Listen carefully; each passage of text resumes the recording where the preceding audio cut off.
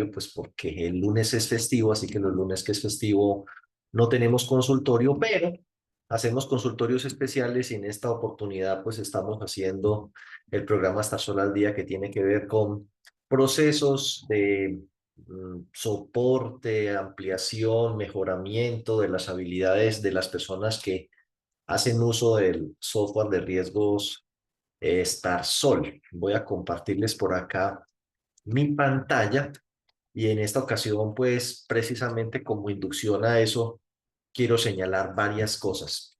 Lo primero, han estado llegando requerimientos de la Superintendencia de la Economía Solidaria con este párrafo.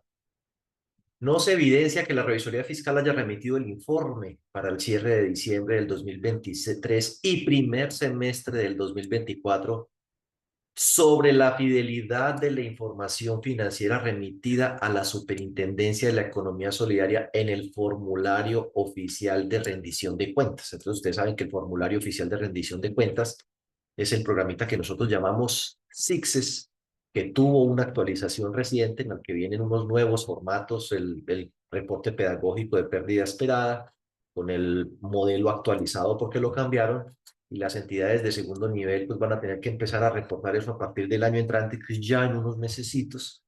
Y adicionalmente, a partir del reporte al corte de septiembre, que se va aquí ahorita a finales de octubre, el 30, pues tienen que utilizar una plataforma para cargar el archivito, ya no se envía a e-financieros, pero adicionalmente, y como lo citan aquí, hay un numeral dentro de la circular básica jurídica que dice que los revisores fiscales, por ejemplo, de los fondos de empleados, deben remitir a la superintendencia un informe semestral señalando la fidelidad de la información transmitida a la superintendencia sobre el cumplimiento del régimen prudencial, sobre las normas de administración de riesgos, sobre el tema SARLAF.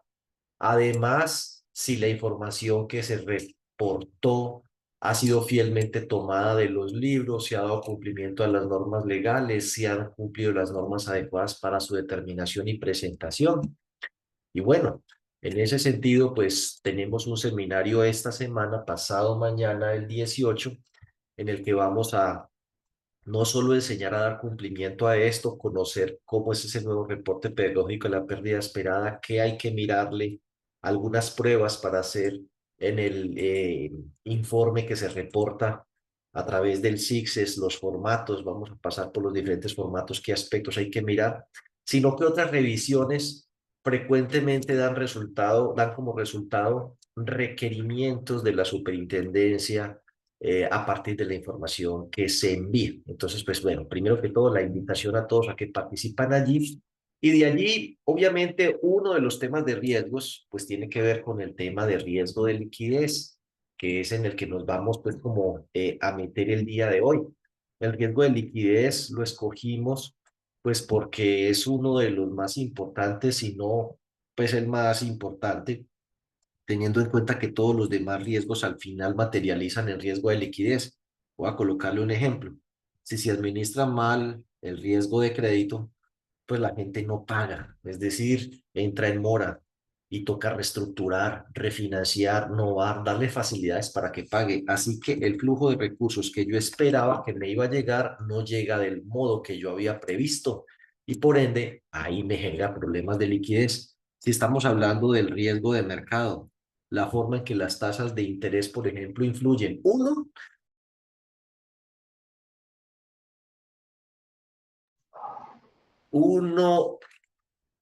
Uno en el valor de las inversiones, que es tal vez el menos importante, porque nosotros no especulamos con inversiones, así que como que uno diga que se le desplomaron las fiducias, le están dando resultados negativos, que necesitó salir a vender un CDT en bolsa y como las tasas variaron, el valor de descuento que le aplicaron fue muy grande. Eso rara vez ocurre, así que ahí sí me parece a mí de cierto modo que estamos buscando el abogado arriba arriba.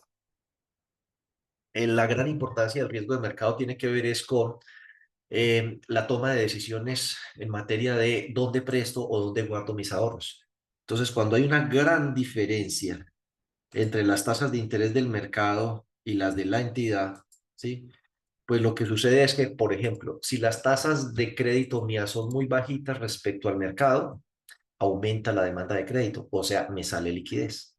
Y si para tener unas tasas muy bajitas de crédito tengo que tener unas tasas muy bajitas de ahorros en un momento en que por fuera las tasas de interés están muy altas, pues la gente se lleva la plata por otro lado.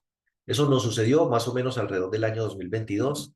La gente empezó a sacar la plata de las cooperativas y fondos a buscar ganarse el 13, 14, 15% que se encontraba en el sistema financiero y al mismo tiempo todo el mundo quería prestar la plata aquí, pero ahorrar en otra parte, porque aquí estábamos prestando muy barato. Después, desde el 2023 las entidades, pues que inicialmente tenían muchos excesos de liquidez, muchas pudieron haber quedado ilíquidas y empezaron a cambiar la cosa. Subieron las tasas de los ahorros, subieron las tasas de los créditos, los ahorros empezaron a regresar y la liquidez se estabilizó un poco.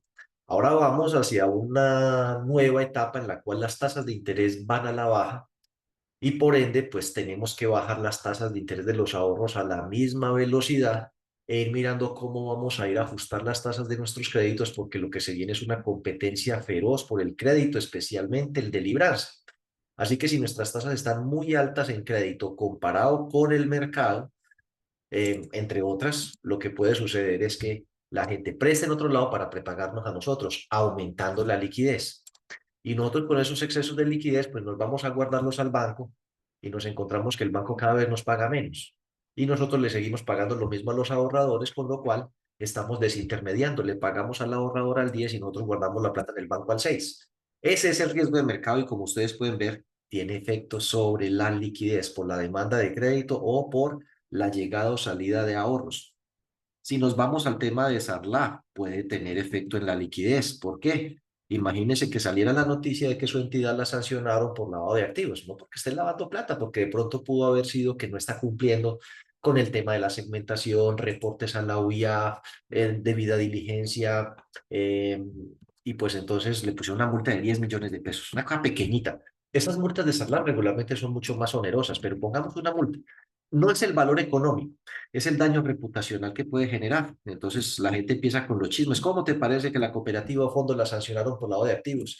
Otro por ahí dice, ¿cómo te parece que en la cooperativa o fondo están lavando activos? Y luego el chisme llega hasta el banco y el banco le dice, qué pena, pero por políticas internas yo no puedo tener relaciones con entidades que no tienen una adecuada política de prevención de lavado de activos. Entonces no podemos manejar más cuentas.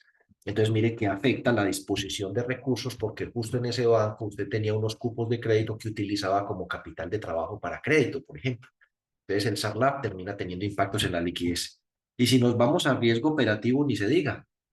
Si los resultados que usted había previsto no se le dan porque los demás riesgos estuvieron mal administrados, entonces se le dispararon las provisiones, se le cayó el margen financiero, por ejemplo, no creció la cartera lo que debió haber crecido, entonces, pues empiezo a dar pérdidas o a dar poquitos resultados. Y como hay pérdidas, las pérdidas ponen nerviosas a la gente. Sin saber que, por ejemplo, una entidad puede pasar 3, 4, 5 años dando pérdidas y no pasa nada. La liquidez sí lo mata usted en 2 o 3 meses. O antes, semanas, días. Si una entidad empieza a tener una fuga masiva de ahorradores o asociados asustados por las pérdidas, si depende en buena medida su capital de trabajo de contar con apalancamiento financiero y los bancos le dicen, no, es que usted tiene que actualizar estados financieros cada 6 meses y en los últimos análisis que hicimos usted está perdiendo plata y por política interna no le podemos desembolsar más crédito, lo dejaron frito, sin liquidez para prestar. Entonces usted le dice al asociado, oiga, no, qué pena, no tengo plata para prestarle. Pues el asociado, pues, dice, entonces ¿yo qué estoy haciendo aquí? Se retira y se lleva los aportes, agravando la situación de liquidez. Los ahorradores, no, es que la entidad está dando pérdida y yo ya la otra vez perdí plata por ahí en una entidad y no quiero que eso me vuelva a pasar, devuélvame mi CDAT, que me quiero llevar mi plata. O puede ser que el resultado, el excedente, pues no da para mantener los programas sociales y entonces, pues, el año pasado hicimos fiesta, este año lo vamos a cambiar por una misa. El año pasado dimos una ancheta, este año le vamos a dar un calendario de piel roja, un almanaque Bristol. El año pasado le dimos una agenda. No sé, este año le vamos a salir con un lapicerito, no sé. No hay cómo sostener los programas sociales, las cosas a las que tengo acostumbrados y entonces malos resultados o todas estas cosas pueden generar insatisfacción, enojo, susto y todas estas son reacciones que llevan a la gente a querer sacar su dinero, retirarse, sacar sus ahorros para otro lado Entonces, el tema de riesgo operativo, por ejemplo, en este tema de no alcanzar los resultados que se ha propuesto uno, riesgo de gestión, así como otras entidades a las que les ha pasado simplemente que ha habido fraudes y han, no sé, desvalijado la empresa.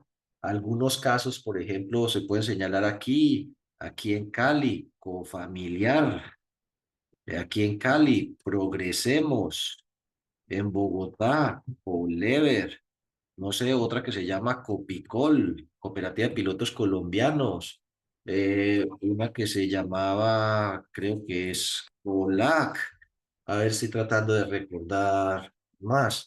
Bueno, han venido ocurriéndose una serie de hechos en los cuales hay fraudes internos de unas proporciones tan grandes que a la final hacen que la entidad resulte inviable y se nos va de liquidación, desaparece, porque pues hay una sustracción de recursos importantes. Entonces, a lo que quiero llegar es que al final todo llega a riesgo de liquidez. Entonces, el riesgo de liquidez al cual están expuestos todas las entidades, no importa, pues debe ser importante o debe ser central en la gestión del comité de riesgos por los mecanismos que ustedes determinen. Sin embargo, especialmente para las entidades que capten ahorros, pues tienen el deber formal de contar con un sistema de administración de riesgo de liquidez, un comité interno de riesgo de liquidez, y como todos los riesgos, identificar, evaluar, medir, controlar, monitorear ese riesgo.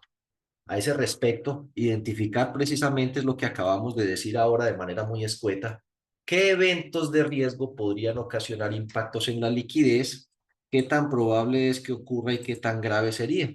Y eso se pone obviamente en una matriz. Ese es el riesgo inherente de la actividad de captar ahorros y convertirlos en crédito. Ahora, eh, pues cómo vamos a medir, bueno, cuáles son los controles, no sé qué y tal y pascual, y entonces llegamos al riesgo residual. A ese respecto, pues Starsol tiene una matriz para que cada entidad parametrice y establezca en la suya esos eventos de riesgo o nuevos eventos de riesgo, qué tan probable es y qué impacto pueden tener y cuáles son los controles que tienen. Dentro de los controles que se tienen, pues hay unos límites de concentración de ley, que uno pues, no puede captar de una sola persona más del 25% del patrimonio técnico, ni le puede prestar a una persona con garantía pues, personal o diferente de idónea o admisible más del 10% del patrimonio técnico, con garantía puede llegar hasta el 20%, pero internamente cada entidad tiene que tener sus propios límites. A veces, no, entonces yo estoy sobrado porque a mí el patrimonio técnico me da que yo le a una sola persona le puedo recibir 2.500 millones. Sí, pero usted puede administrar un CDT de 2.500 millones de una sola persona.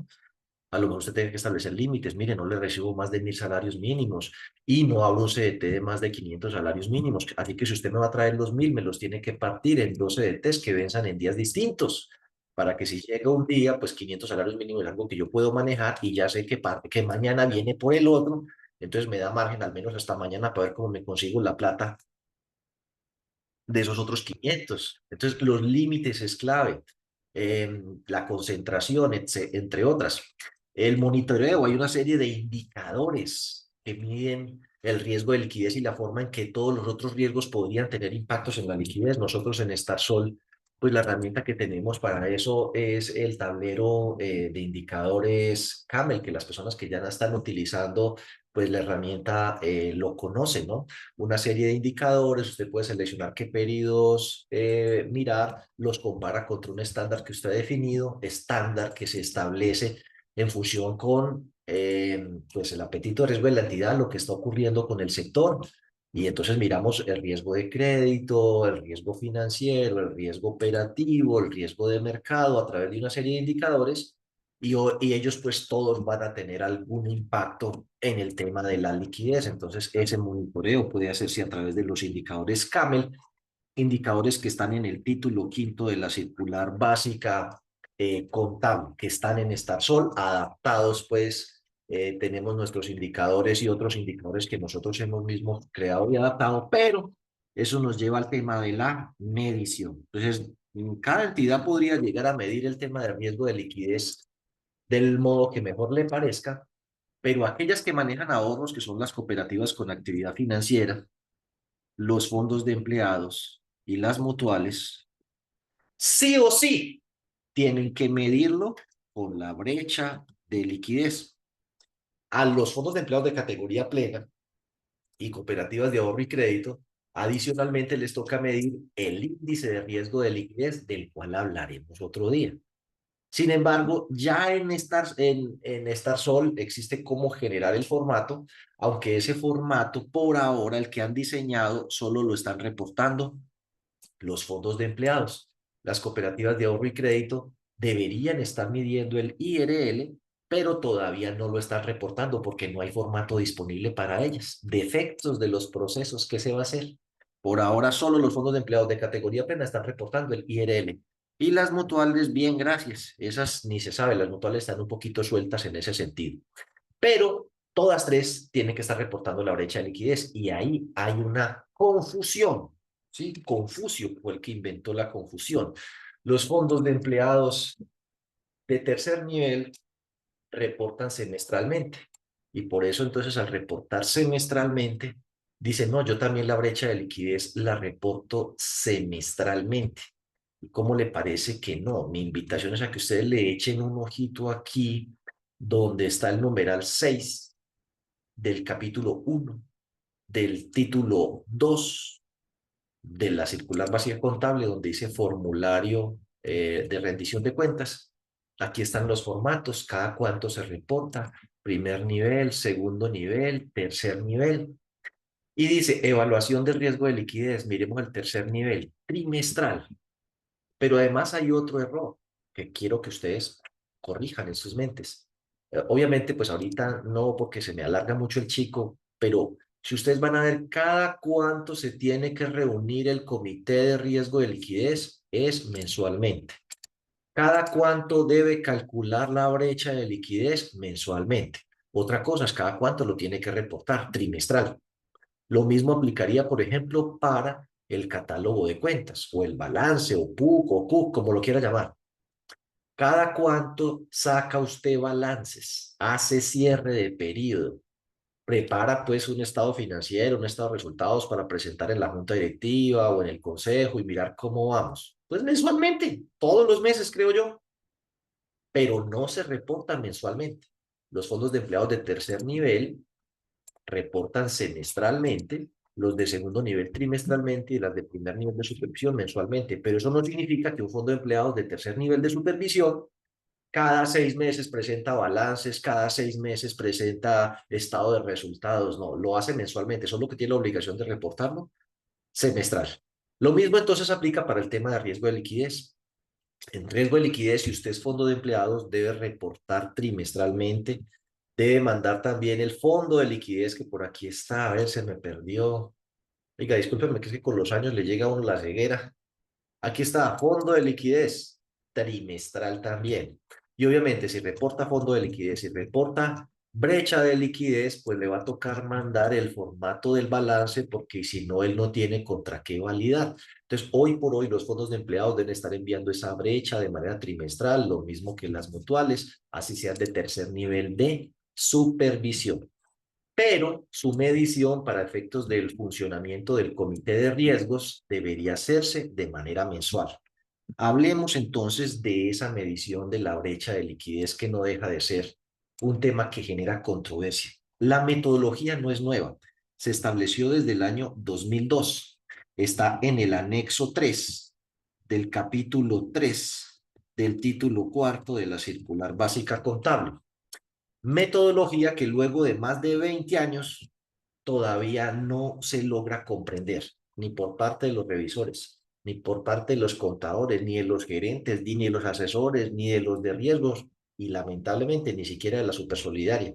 Hay mucha gente allá que, ¿y eso qué es? No es la brecha de liquidez, hermano. ¿Y eso cómo sale? Yo no sé. Eso llega ahí un cuadro con un poco de números y uno no sabe eso con qué se come o para qué sirve. Y entonces yo creo que se debería hacer así y el otro dice, no, pues yo creo que debería ser de este modo. Entonces, un año le llega usted requiriendo un requerimiento diciendo, ¿por qué hizo de este modo? No, pues porque aquí dice que es así. No, no es así, es de este otro. Entonces usted lo cambia y el otro año otro le escribe, vea, ¿por qué lo está haciendo así? Pues porque un compañero suyo el año pasado me dijo que era de ese modo. Pues yo no sé quién le escribiría eso, pero así no es de este otro modo. Entonces, eso se ha pegado no solo una degenerada, sino una desactualizada. Estamos utilizando una herramienta anacrónica para medir el riesgo de liquidez. Ese tema de la brecha de liquidez, cuando la unidad de regulación financiera analizó el tema de riesgo de liquidez, propuso que la brecha de liquidez se eliminara y se reemplazara por el IRL, que es la metodología de medición que utilizan los establecimientos de crédito, las entidades vigiladas por la superfinanciera, que es más moderna, más fácil, más amigable, más comprensible, menos complicada, menos de lleno de vueltas. Pero la superintendencia dijo, nos vamos a quedar con los dos. Entonces hoy tenemos ese mundo paralelo en el cual tenemos la brecha de liquidez y tenemos el IRL, pero me he encontrado casos en que la brecha tiene unas metodologías y unos resultados que arrojan datos completamente diferentes al IRL, lo cual no debería ser. Ole, si yo tengo dos mecanismos, dos instrumentos de medición del riesgo de liquidez, ¿por qué en el uno me dice carita feliz y en el otro me dije, ojo, que está toteado? Entonces tenemos serios problemas metodológicos porque esas dos metodologías a veces no se hablan muy bien. Nosotros hemos querido resolver eso simplificando algunos mecanismos, instrumentos o metodologías de medición y partiendo de la brecha de liquidez para calcular el IRL y de este modo hacer que no haya tanta incongruencia entre uno y otro. Pero inclusive la misma brecha de liquidez tiene vacíos y requiere pues hacer algunos ajustes metodológicos que faciliten o simplifiquen la vida y que en cambio no tienen ningún impacto negativo en el resultado final. Entonces, ojo a lo siguiente. Por acá vamos a coger un ejemplo de una brecha de liquidez de una entidad que está aquí. Vamos a exportar estos datos sin formato y le vamos a decir exportar en Excel. Aquí se debería estar abriendo. A ver, a ver, a ver, a ver si me abrió o no. Listo. Entonces, ahí está la tal brecha de liquidez. Entonces, permítanme decirles eso qué es, con qué se come, así como de carrerón, cómo se puede interpretar, etcétera, etcétera. Entonces, bueno, espérate que es que me salen letreritos por todas partes que hay gente que quiere entrar. Bueno, lo primero es que la brecha de liquidez, pues, confunde al principio porque le habla a uno de cuentas de balance. Entonces uno dice, ay, no, esto es un balance y tiene que tener partida doble. Entonces lo primero que les quiero aclarar, no, esto no es un balance ni tiene por qué tener partida doble. Esto es un flujo de caja, primera cosa. Esto que hay aquí, pues, son los saldos de balance, sí, pero de aquí para adelante es un flujo de caja. Y es un flujo de caja contractual o estadístico. ¿Qué significa eso?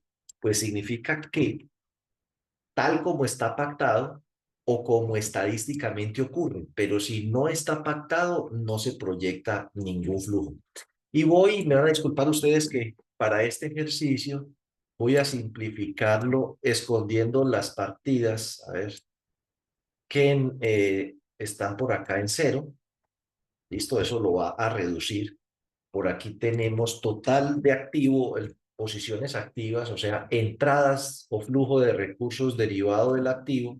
Luego viene por aquí flujo de recursos derivados del pasivo. Yo espero que esos amarillos tipo guayabo nos ayuden. Luego viene aquí total de posiciones del patrimonio. Y por aquí debe venir entonces el tema de la brecha del mes y la brecha acumulada.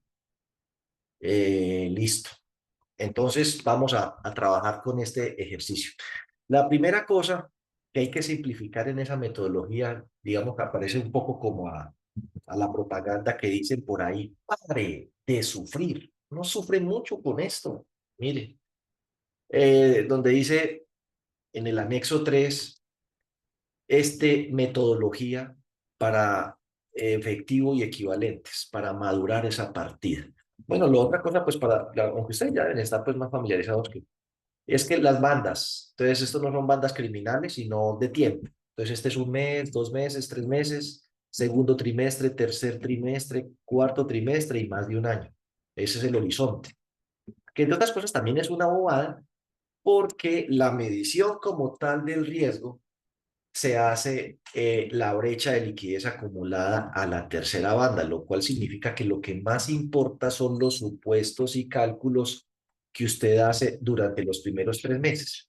O sea, si se equivoca de aquí para acá, pues a la final uno dice, eso no tiene mayor incidencia en la medición del riesgo porque el horizonte de medición del riesgo aquí es a 3 meses. Igual, en el IRL ya se descomplicaron con eso. Si ustedes ven el IRL, divide la primera banda en 2 quincenas y luego segundo y tercer mes, pero ya no proyecta de ahí para allá. ¿Para qué? Si la liquidez lo mata, usted lo mata en 3 meses. De ahí para allá, ¿ya para qué?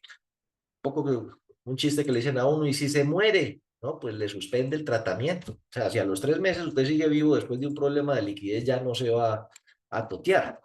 Bueno, entonces, lo que importa es aquí la brecha de liquidez acumulada a la tercera banda. O sea, este es el dato que importa. Brecha de liquidez acumulada a la tercera banda, por eso lo voy a pintar acá como de negro. ¿Qué valor se nos acumula ahí? Cuando ese valor da negativo, eso se llama valor en riesgo de liquidez. Por eso el valor en riesgo de liquidez aquí es cero. O sea que una de las primeras cosas que usted tiene que escribir en el acta es decir, la brecha acumulada a la tercera banda es positiva en 1.300 millones, lo cual significa que el valor en riesgo de liquidez es cero y por tanto la entidad no tiene una probabilidad alta de entrar en cesación de pagos o incumplir sus compromisos contractuales. Primera conclusión. Pero vámonos a esta primera partida, efectivo equivalente. Entonces le dice que usted tiene que calcular la porción permanente del efectivo, o sea, como el valor que usted siempre mantiene ahí. ¿Cómo lo va a hacer? Calcule el promedio de los últimos 365 días diarios, o sea, ahí ya hay una galleta. Y le dice, oiga, compare el saldo a la fecha con el monto promedio día a año. Entonces les voy a hacer aquí una gráfica. Entonces uno dice, bueno, estos son los últimos 365 días. Esta es la plata que tengo hoy. Aquí tengo los saldos diarios de los últimos 365 días. Saque un promedio. No más sacar los saldos diarios de efectivo y equivalente sin fondo de liquidez ya es una galleta. Pero entonces usted hoy tiene 1.000 millones de pesos y el promedio le dio 900 millones. Entonces le dice, analice si el saldo es mayor que el monto promedio. En este caso el saldo es 1.000 y el monto promedio son 900. Quiere decir que hay una diferencia de 100. Dice, esa diferencia la debe madurar en las bandas menores a 12 meses. O sea, hay que meterla por aquí, en algún lado. Sí, pero ¿dónde? Donde los montos promedio día a año hayan disminuido. Es decir, necesita calcular los 11 montos promedio anteriores, porque si en junio del año pasado el promedio cayó, significa que en junio del año que viene es probable que el promedio caiga y que ahí se necesiten esos 100 millones de excesos. Cójame ese trompo en una uña.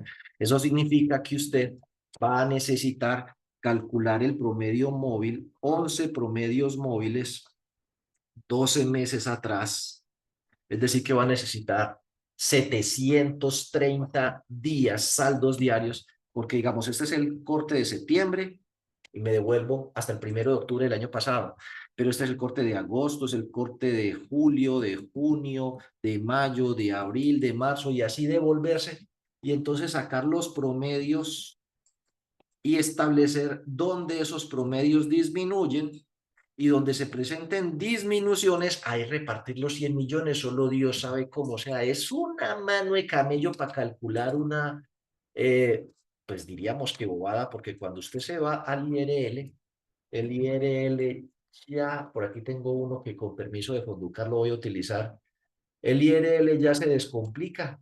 El IRL le dice, no me ponga a repartir eso, esa plata usted ya la tiene. Entonces, ¿el IRL de dónde sale? Coja la plata que ya tiene, súmele la que le va a entrar en los próximos 30 días, divídalo sobre la que le va a salir en los próximos 30 días y el resultado, ¿qué significa? Por cada 100 pesos que se le van a ir en los próximos 30 días, tiene 222 pesos, incluido el fondo de liquidez, para responder por esos 100. Y sin el fondo de liquidez, tiene 161. Y lo vamos a ampliar más. A 60 días, ¿cuánto es el resultado? 180 y 141, que aquí lo están viendo. Y a 90 días, que es la misma medición de la brecha de liquidez, pues con fondo de liquidez, la plata que ya tengo, más la que me va a entrar en los próximos 90 días, dividido la que me va a salir en los próximos 90 días, me da 157 con el fondo de liquidez, pero aún sin el fondo de liquidez, por cada 100 pesos que se me van a ir, tengo 129. Entonces, nótese cómo el IRL ya empezó a reconocer que es una botada de corriente innecesaria, ponerse a calcular que el monto promedio día, año, que la porción permanente, que va para la última banda, que no sé qué. Entre otras cosas, porque, voy a colocarle un ejemplo, esta entidad tiene 858 millones de pesos. Si yo pongo esos 858 millones de pesos en las primeras tres bandas, un porcentaje, pues me va a subir el, eh, digamos, el valor acumulado de ese flujo, la brecha a la tercera banda. Y me va a disminuir el colchón de activos líquidos netos. Y ustedes dirán, bueno, ¿y eso por qué es importante? Nótese lo siguiente. Si nos vamos a la metodología y nos vamos a la parte final, aquí está la frecuencia de la evaluación. ¿Cada cuánto se debe calcular la brecha de liquidez, mis queridos amigos? Para los que creen que eso se tiene que calcular de manera trimestral o semestral, ahí dice, la brecha de liquidez se calcula de forma mensual, pero el reporte para unos es trimestral y para otros es mensual. Entonces, pues por eso nosotros desde Starsol nos hemos preocupado por crear metodologías que le faciliten a la gente el cumplimiento de esas obligaciones, de que puedan calcularlo sin ningún problema mensualmente y reportarlo pues con la periodicidad que le toque. Entonces le dice aquí, oiga, valor en riesgo, cuando la brecha acumulada para el plazo de 3 meses sea negativa, ese es el valor en riesgo de liquidez. Y dice, ¿cuándo hay exposición significativa a riesgo de liquidez? Cuando durante 2 evaluaciones el valor en riesgo de liquidez en términos absolutos, es decir, sin tener en cuenta el signo, ya sabemos que es una brecha negativa, por ejemplo, 1.000 millones, pero en rojo, es superior a los activos líquidos netos madurados después de la tercera banda. Entonces, vamos a explicar el asunto. Supongamos hipotéticamente que aquí no dijera más 1.300, sino menos 1.300. Entonces tendríamos un valor en riesgo de liquidez de menos 1.300. Y los activos madurados después de la tercera banda, que se los voy a poner ahí pintados de verde, si los ven, no importa si lo pongo aquí, no importa si lo pongo aquí, no importa si lo pongo aquí, no importa si lo pongo aquí. Le dice, súmelos. Los activos líquidos netos madurados después de la tercera banda dan 858 millones. Así ponga 200, 200, 200, 259, pues me dan lo mismo, porque vuelva y mire la metodología. Por eso es que no hemos simplificado la metodología. Activos líquidos netos madurados en las bandas de tiempo superiores a 3 meses. Ahí existe exposición significativa. En este caso, habría exposición significativa. ¿Por qué? Porque tengo una brecha, un valor en riesgo negativo de 1.300 y los activos líquidos netos apenas suman 800. Ah, bueno, no, pero miento vilmente, qué pena con ustedes. Porque los activos líquidos netos yo tendría que sumar inclusive el fondo de liquidez, me faltó eso, el fondo de liquidez que está aquí. Lamentablemente esta metodología que fue copiada de la Superintendencia Financiera también comete otro error para que lo tengan presente y es ¿qué considera activos líquidos netos, mis queridos amigos? Diga, tantas cosas que hay para hablar y tan poquito que es el tiempo, ¿no? Las entidades que aplican NIF Grupo 2, que son el 99.99% de las entidades del sector solidario, hasta Comeva, doy, digamos, concedo el beneficio de la duda que alguna le haya dado la chiripiorca, es que por NIF plenas. Si usted ve NIF plenas, ¿a quienes les tocaba? Eso no le tocaba a ninguna entidad del sector solidario. De las vigiladas por los supersolidarios no le tocaba ninguna. Ni por activos, porque no son entidades de interés público, por muchas cosas, ninguna tenía que aplicar NIF plenas, lo cual es una pendejada la que le haya dado por hacer eso. Pero el formato de brecha de liquidez, desde cuando se creó, está adaptado para entidades que aplican NIF plenas. ¿Por qué? Porque dice, oiga, los activos líquidos netos suyos son inversiones negociables, inversiones disponibles para la venta. Ahí no hay inversiones hasta el vencimiento. Pero ¿cómo le parece que las entidades que aplican NIF pymes, que son todas, no tienen inversiones en negociables ni inversiones disponibles para la venta? De hecho, para poder que le deje diligenciar esas cuentas, le tocaría, le va a decir, si usted utiliza una cuenta de inversiones negociables o disponibles para la venta o inversiones hasta el vencimiento, el mismo programa de reporte de la supersolidaridad le dice, usted no puede utilizar esa cuenta porque eso es solo para entidades que aplican grupo 1 NIF, o sea, plenas. Oiga, y hay contadores que son tan tercos, que es lo que yo digo, pues que estamos haciendo mal en el tema de los reportes del CICSES, que prefieren, en vez de buscar en qué cuenta debería ir esa inversión, de tercos prefieren entrar al programa y decirle que son grupo uno, o sea, que aplican ni plenas para que le deje utilizar esas cuentas, lo que es ser muy bien terco. Pero en conclusión, si usted es fondo de empleados, cooperativos, mutual y aplica eso, usted no utiliza esas cuentas. Usted utiliza inversiones a costo amortizado. Creo que es la cuenta 1208. Y la cuenta de inversiones a costo amortizado, que son las que nosotros realmente utilizamos para manejar nuestros CDTs cuando tenemos excesos de liquidez, esa no hay cómo meterla dentro de los activos líquidos netos. Es uno de los muchos defectos que tiene la brecha de liquidez, de que no incluye dentro de los activos líquidos netos las inversiones en CDTs que yo tengo. Pero pues como uno maneja inversiones, ¿qué será? A corto plazo, pues seguramente usted va a poder es meterlas por aquí. Venga a ver, yo las miro por aquí, voy a abrir. Por aquí debe decir, inversiones para mantener hasta el vencimiento no puedo, ni negociables, ni esto, ni esto, ni esto, ni esto, ni esto. Oiga, yo no sé dónde va usted a meter esas inversiones en CDTs, pues porque no da por dónde.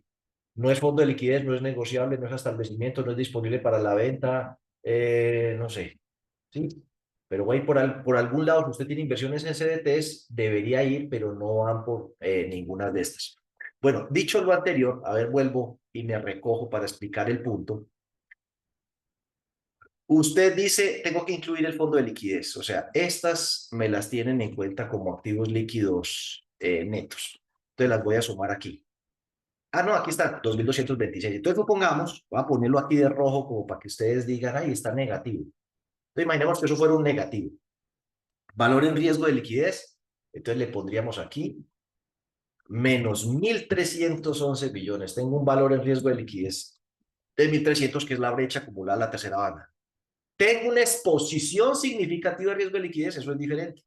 No. ¿Por qué? Porque los activos líquidos netos son mayores en términos absolutos a al valor en riesgo de liquidez. Entonces no hay problema. Ese, pero entonces ahí es donde viene el tema. ¿Qué pasa si yo estos 858 millones los meto toditos aquí en la primera banda? Pues que el valor en riesgo disminuiría, ya no serían 1.300, sería 500. Entonces, aquí el valor en riesgo no daría 1.300, sino 500. Y disminuiría los activos líquidos netos, ya no serían 2.226, sino que serían, no sé, 1.400, 1.600, 1.400 y pedazo. Es decir, si usted coge más 2.226 menos 1.311 le da un resultado. Y si coge menos 500, más 1.400 menos 500 le da el mismo resultado. O sea que se pone uno a hacer un poco de cálculos que al final lo llevan a la misma medición de riesgo de liquidez. ¿Sí? A ver, se lo repaso a ver si me lo entendieron. Si maduro valores aquí, me reduce la brecha y me reduce los activos líquidos netos. Si los maduro en la parte verde, que es después de la tercera banda, pues me aumenta la brecha, pero me aumenta también los activos líquidos netos. Entonces al final llegamos al mismo llanito. Y el IRL ya dijo, ¿sabe qué? No me complique con eso. Esta vaina yo la tengo en cuenta desde el principio. Entonces, en Starsol nos hemos descomplicado la vida, entre otras porque tenemos la convicción de que ese tema de la brecha de liquidez está desde el principio mal diseñado en muchos aspectos. En la última corrección la empeoraron. Entonces, pues nosotros simplemente coja esto y póngalo en la banda de más de 12 meses y no se complique. Que igual la medición del riesgo le va a dar lo mismo. Que me dio un negativo, sí, pero siempre y cuando el positivo madurado de aquí para acá le dé más grande que el negativo, no hay problema. Si lo mete todo aquí, pues a la final llegamos a lo mismo. Reduce el valor negativo y reduce también los activos líquidos netos. Entonces, esa fue una de las simplificaciones que hicimos allí y aquellas entidades que tengan dificultades, pues les recomendamos que adopten esa misma metodología. Coge efectivo equivalente y lo pone en la banda de más de 12 meses y descomplique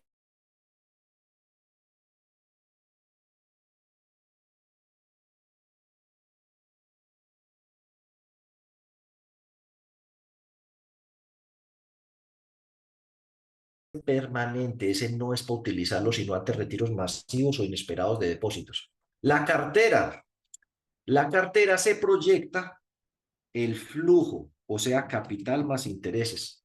Por eso, a pesar de que ustedes ven aquí que la cartera suma 32.000 millones de pesos, si sumamos el flujo de toda la cartera de ahí para adelante, nos da 49.000 millones de pesos. ¿Por qué si la cartera, incluidos los intereses causados que no se recaudaron el mes pasado, suman, ¿cómo lo sumen? Que me quedó mal. A ver, más suma. Si la cartera suma desde aquí 32.000 millones, ¿por qué el flujo suma 48? Que eso es lo que le escriben a uno de la Supersolidaria algunas personas que pues por algún motivo se ponen a revisar eso, pero no han entendido ni estudiado la metodología.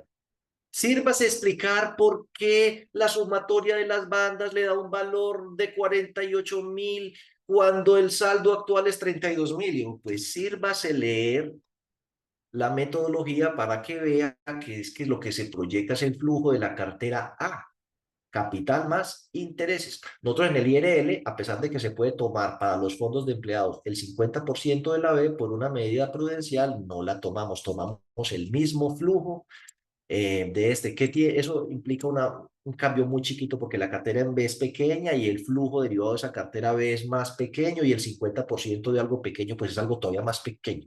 Entonces, ahí va, es el flujo. Usted verá si lo pone todo en esta o si separa capital e intereses a recibir después de la fecha de corte en la otra fila. Eso a la final es de forma y no de fondo.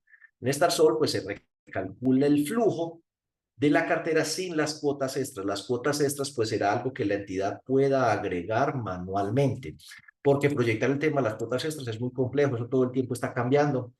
Pero les cuento, si aquí estamos en agosto, este es septiembre, este es octubre, este es noviembre, las cuotas extras, si hay primas, entran es aquí.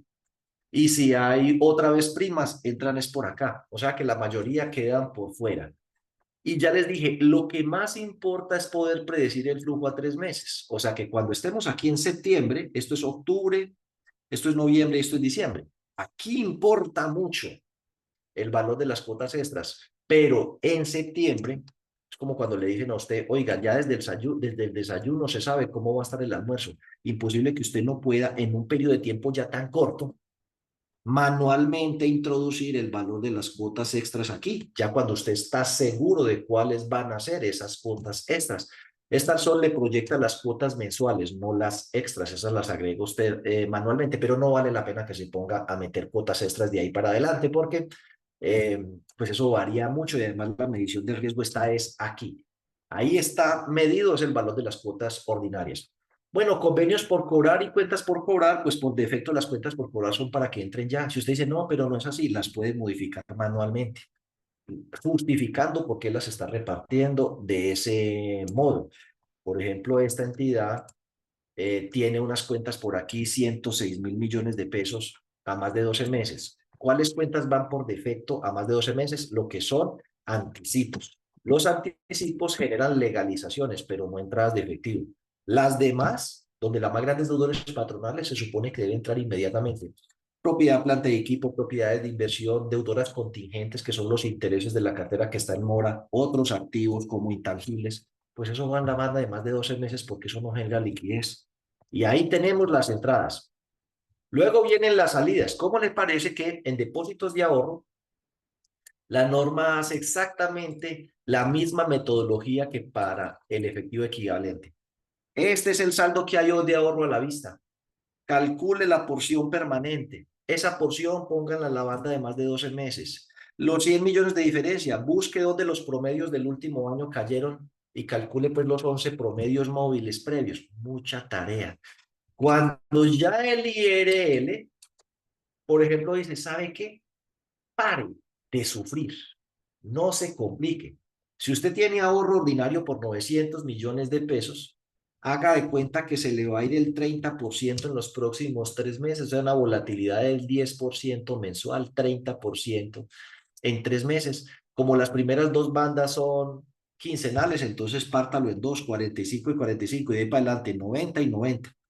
Entonces, Si el IRL ya se descomplica y considera que la porción permanente es el 70% y que el otro 30% se va en los primeros 3 meses, pues yo les pregunto, ¿por qué no hacen ustedes lo mismo en la brecha y también se descomplica? Nosotros lo hicimos en Starsol. Mire, de estos 809, la supersolidaridad para el IRL dice, el 70% es la porción permanente, pum, va para acá. Y el otro 30%, repártalo en partes iguales en las primeras 3 bandas y sale para pintura. Es decir, usted puede decir, ¿qué pasaría si en los próximos 3 meses el ahorro ordinario se me cae un 30%? Y en la mayoría de volatilidades, si lo mide, podría ser así. Es decir, calculen ustedes el monto promedio, los que lo vienen calculando, y verá que 70% es una cifra bastante razonable. Pues para un modelo prudencial podría ser superior 80, 85, 90, pero para un modelo prudencial, considerar que el 30% se va es bueno para medir la probabilidad de que la entidad no le alcance el billete.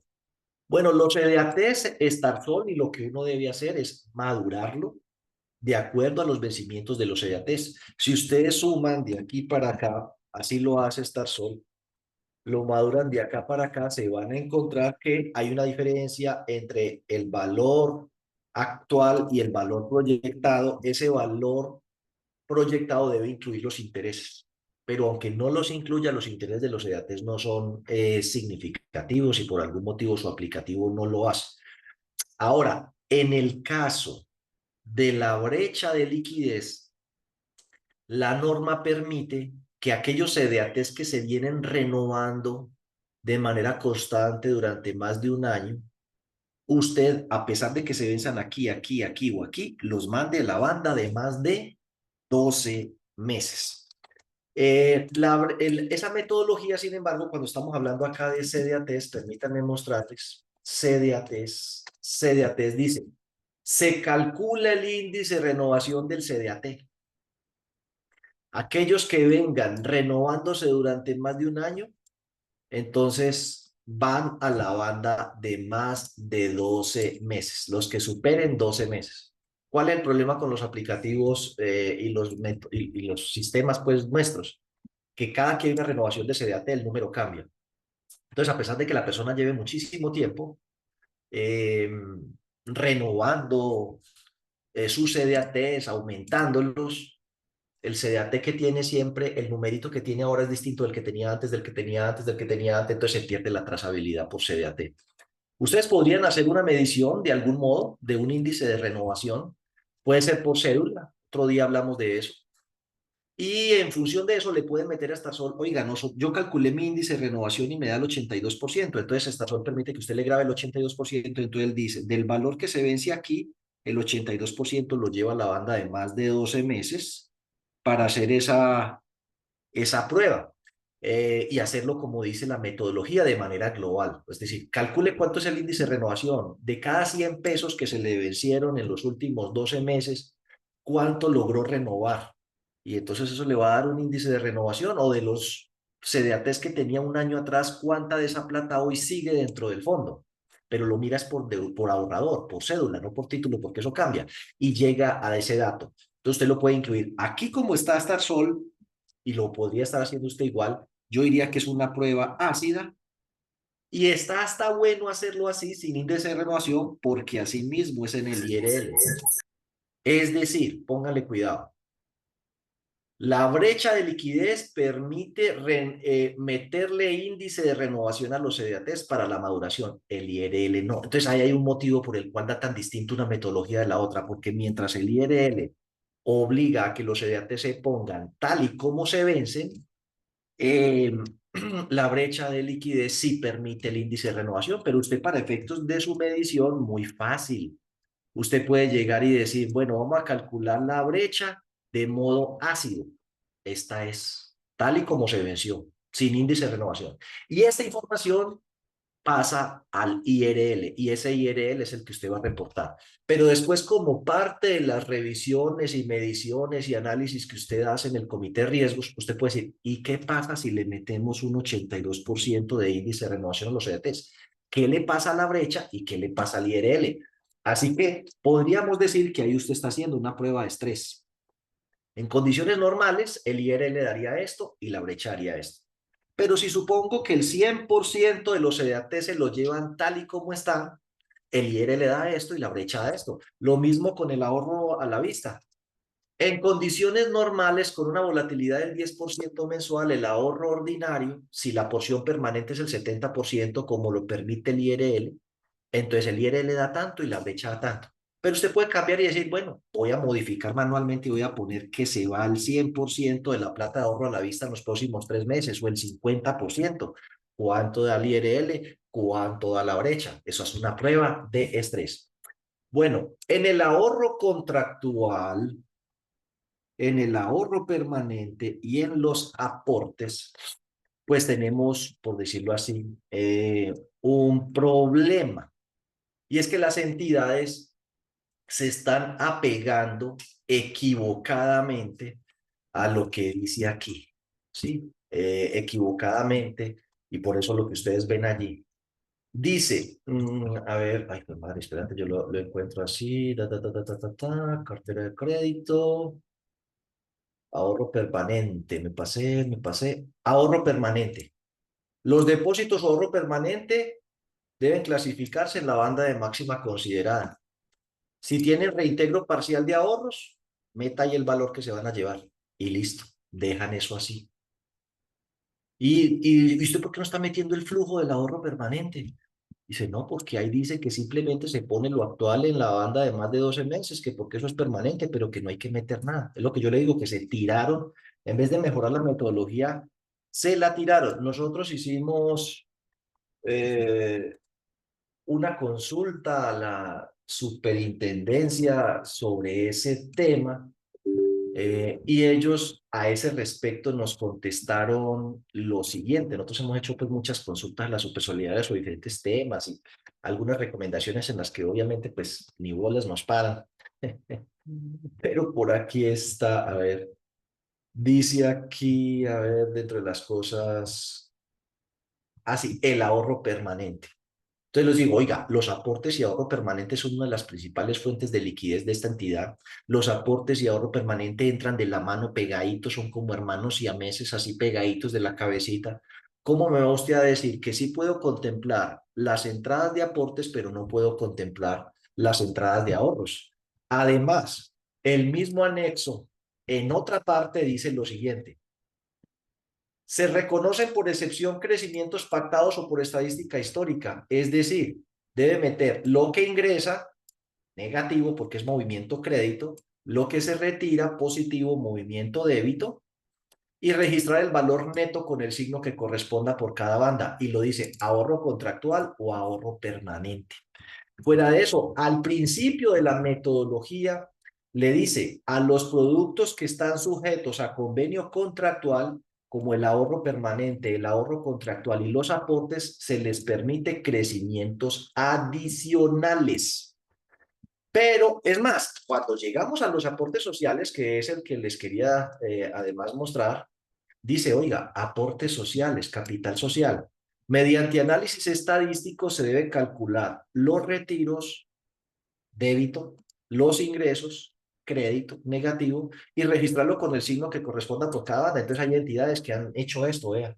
No le meten nada al flujo, ni de aportes ni de ahorro. Entonces, ¿qué brecha va a ser esto confiable si le falta uno de los flujos más importantes? Entonces, póngale cuidado, señor revisor fiscal, señor gerente, señor contador, señor de riesgos, el que esté aquí. Solamente mirando la brecha de liquidez se encuentra uno un poco de cosas que se están haciendo mal, que se están reportando mal, y sin embargo uno está certificando cada 6 meses que todo está al pelo, o ni siquiera está mandando el certificado del cual habla la supersolidaria. Y ahí en el tema de riesgo de liquidez, y ahí en la circular básica jurídica, en el requerimiento que les mostré ahora, pues imagínense que le están diciendo, usted tiene que mandar un certificado donde da fe de que la información que se está enviando está bien y está correcta. Para los que entraron aquí al final, están enviando esto. No se evidencia que la revisoría fiscal haya remitido el informe del primer semestre del 2024 sobre la fidelidad de la información remitida a la Supersolidaria a través del formato de rendición de cuentas, que dice, oiga, usted me tiene que certificar que la información que está reportado cumple con las normas legales, especialmente con los sistemas de administración de riesgos, entre ellos riesgo de liquidez. Los revisores fiscales deben mandar eso con una periodicidad semestral en los mismos plazos para el reporte de los estados financieros. Entonces, imagínense, pues uno es revisor fiscal y yo los entiendo perfectamente, o sea, yo soy colega. Dijo, de madre, es que yo, la verdad es que yo tampoco he entendido eso cómo se calcula. Entonces yo saco el certificado y mando, ya no, todo bien como el pibe. Y le dicen, pero yo aquí veo que usted me está certificando de que todo está bien y no está bien, está haciendo mal la medición de riesgo. Hay otros que en opinión mía se concentran en cumplir con la metodología sin cuestionar y sin razonar si esa metodología realmente mide el riesgo de liquidez. Y yo les digo, si aquí no se mete un flujo, ¿qué medición de riesgo de liquidez va a ser esta en la que no está el flujo de los aportes y de los ahorros permanentes? Y no, es que la metodología no dice que no se pueden meter y yo le acabo de mostrar, ahí dice que sí. Lo dice para los aportes y los ahorros permanentes son un hermano siamés, entran pegaditos. Entonces uno puede decir que entra el uno y que el otro no. Y no puede meter, y tiene que poner el efecto que tiene sobre el ahorro permanente y los aportes en los retiros de los asociados. Aquí en el ahorro permanente no lo dice, pero más atrás dice los depósitos de ahorro contractual o permanente que ingresan y se retiran. Y en el inicio del anexo vuelve y le dice, los que ya tienen un contrato, y el estatuto es un contrato, pues pueden contemplar crecimiento adicional. Entonces, ¿cómo se debería ver la brecha? Y otra vez, pues voy a pedirle prestado por aquí el permiso a uno de nuestros clientes que es Fonducar. Y entonces, por ejemplo, la brecha de liquidez de ellos, pues ya aquí preparada para mostrárselas así bonito. ¿Usted qué tiene que hacer en Starsol? Tiene que poner en un anexito los débitos y los créditos de cada cuenta. Ya sabemos, crédito es negativo, débito es positivo. Por eso usted ve que aquí nos da un -3. ¿Sí ve este -3? Ese -3 significa, en ese mes de octubre, entraron 31 millones y se fueron 27. Como el crédito es negativo, el signo neto es 3 millones. Y usted dice, bueno, ¿cuál es el factor de crecimiento? No, la inflación fue del 9,28. Entonces vamos a suponer que en octubre del 2024 va a pasar lo mismo que pasó en octubre del 2023, pero aumentado en 4 millones de pesos, sabiendo que hay picos en ciertas cuentas, que eso lo dice aquí, en el tema del ahorro contractual. Le dice, oiga, tenga en cuenta eh, la tendencia a caídas coyunturales de depósitos en una fecha especial del año. Pues eso lo vamos a ver aquí. Hay ciertas fechas como diciembre, en las cuales los retiros, diciembre y enero, solo entre diciembre y enero se llevan 100 millones de pesos, que es mucho más que los otros meses. Bueno, son cosas típicas. Entonces, si usted llena los débitos y los créditos del último año, del ahorro contractual, del ahorro permanente y de los aportes en esta sol toma eso junto con el factor de crecimiento, que usted le puede colocar la inflación, 9,28, 9,28, para que él haga la proyección y le diga, oiga, usted tiene aquí en el ahorro permanente este flujo de fondos. Esto es una entrada, esto es una entrada, esto es una entrada, esto es una entrada. ¿Por qué? Porque está negativo. ¿Qué significa negativo? Que son más los créditos que los débitos. Si usted suma las bandas menores a 12 meses, vamos a ver qué le da. Y le dice, las bandas menores a 12 meses les dan -928 millones. ¿Qué significa eso? Un neto de entrada. ¿Y el que le dice aquí? Si la sumatoria de las bandas menores a 12 meses es un neto de ingresos, ¿por qué sé que es ingreso? Porque es negativo, son más los créditos que los débitos. El saldo a la fecha va en la última banda. Entonces usted ve aquí, este saldo de ahorro permanente está igualito en la última banda porque la sumatoria de las bandas menores a 12 meses da un neto de entradas. Lo mismo pasa aquí con los aportes, da un neto de entradas. Entonces el saldo a la fecha va a última banda. Vamos a ver qué pasa con el ahorro contractual, da un neto de entradas. Entonces, ese tema del ahorro contractual, los aportes y el ahorro permanente, regularmente las entidades lo reportan así, mal. O se pueden hacer unas restas raras. Y resulta que ahí no hay que hacer restas raras. Si la suma de las bandas menores a 12 meses le da un neto de entradas, o sea, negativo, entonces el saldo actual va a la fecha. Y si le da positivo, solo en ese caso, cuando le da un neto de egresos, ese valor se resta del saldo a la fecha y la diferencia va a la última banda. Revisen si están haciendo bien eso, porque ahorro contractual permanente y aportes es de lo más malo que está proyectado en estas modalidades. Y para eso, pues Starsol lo único que necesita es que le metan los movimientos débito y crédito en los últimos 12 meses, el factor de crecimiento y el AFE, el resto. Bueno, las obligaciones financieras, pues hay que madurarlas igual que la cartera, eso sí se hace manualmente. El plan de pagos capital más intereses es un flujo. Las cuentas por pagar por defecto van en la primera banda, pero si usted considera que las debe repartir distinto porque usted ha hecho acuerdos diferentes, los reparte. Los fondos sociales, el por defecto, los maduran los próximos 12 meses, que usted dice, no, así no va a ser, porque el FODES es de más de un año y los otros en diciembre es que se ejecutan. Pues mete el presupuesto de ejecución. Lo mismo los otros pasivos, el por defecto lo mete en los primeros 3 meses, pero usted dice, no, las cesantías van aquí, los intereses a las cesantías. Por dicho, casi todo esto podría inclusive ir aquí, porque entre diciembre y febrero se paga prima, intereses de cesantías, entonces usted lo reparte legalmente.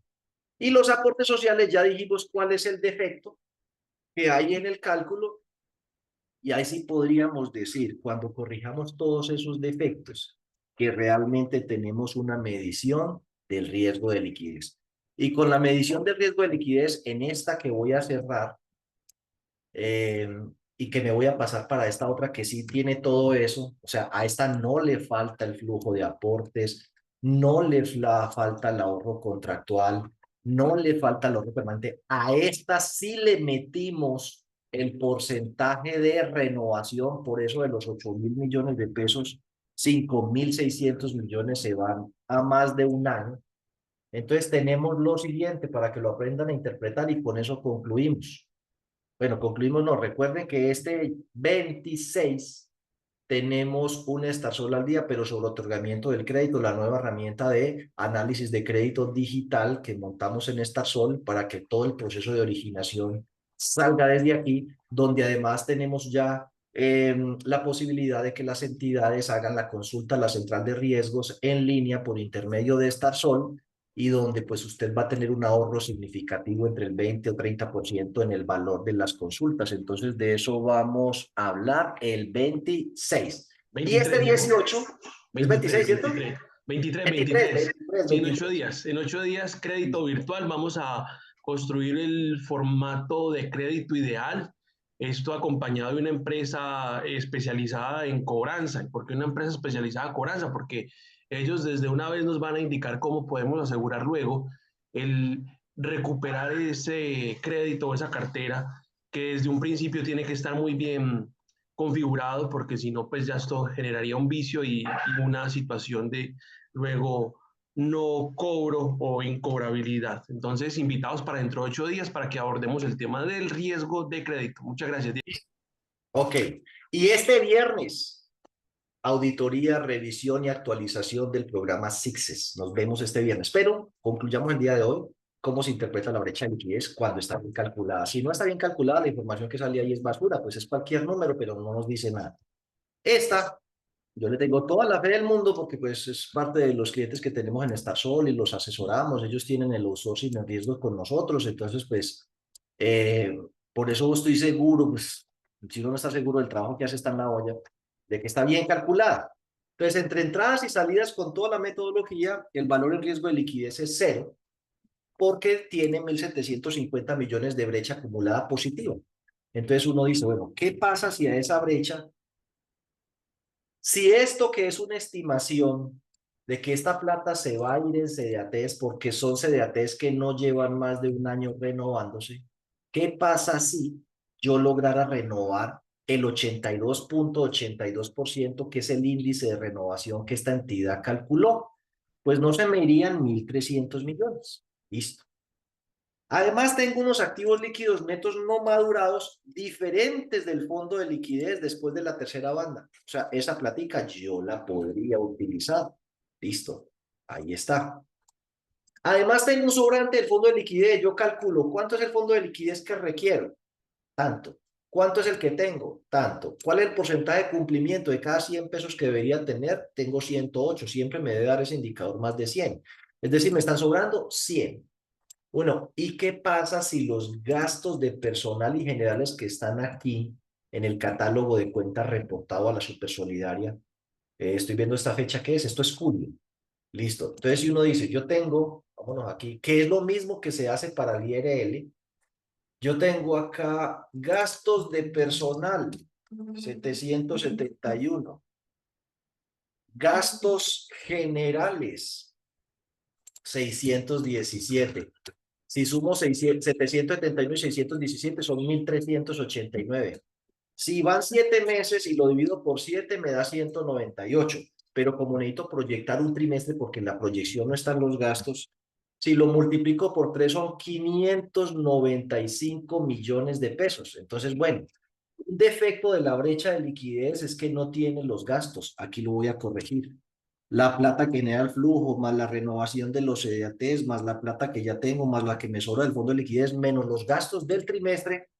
Dice aquí, usted está en capacidad de financiar créditos, de hacer créditos hasta por 3.200 millones de pesos en los próximos 3 meses, que equivalen al 103% del recaudo proyectado de capital más intereses de la cartera. O sea que usted está en capacidad de volver a prestar el 100% del capital más el 100% de los intereses y hasta un poquito más. Siempre que eso le dé más del 80-90%, pues usted está en capacidad de seguir haciendo crecer la cartera. Ahora lo puede comparar también con cuánto está prestando usted mensualmente, porque resulta que usted está prestando 2.000 millones de pesos mensuales, eso va disparado. Entonces en el próximo trimestre va a prestar 6.000 millones, esta es la tendencia, o el presupuesto, o la proyección, lo que sea, y usted apenas le da para prestar 3.200 millones de pesos, pero les toca ponerse a mirar qué va a hacer a problemas coyunturales, medidas coyunturales, no, pues nos toca renovar estos cupos de crédito. No, nos toca aumentar el endeudamiento.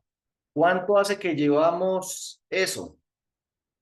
No hace mucho tiempo llevamos eso, ¿no? Entonces tenemos que tomar decisiones estructurales. Subir la tasa de interés de los créditos, no sé, subir la de los ahorros también para que llegue más plata. Ahí ya es donde viene la botada de corriente. Bueno, espero que les haya sido de utilidad para todos. Yo pues los tengo que dejar, las preguntitas que ustedes salgan las hablamos en el próximo consultorio. Igual pues este lunes también, este viernes que tenemos el seminario taller, las podemos tratar, pero pues los dejo porque tengo que conectarme por aquí a otra cosa. Muchísimos éxitos, ahí los dejo con John y no se olviden, 18 y 23 nuestras próximas citas. Hasta luego. Bueno, también Diego, muchas gracias. Nos vemos entonces este viernes y también el 23 en el nuevo espacio de Estar Solo al Día con el crédito y todo lo que debemos tener en cuenta en esa configuración del formulario ideal. Muchas gracias. Hasta luego.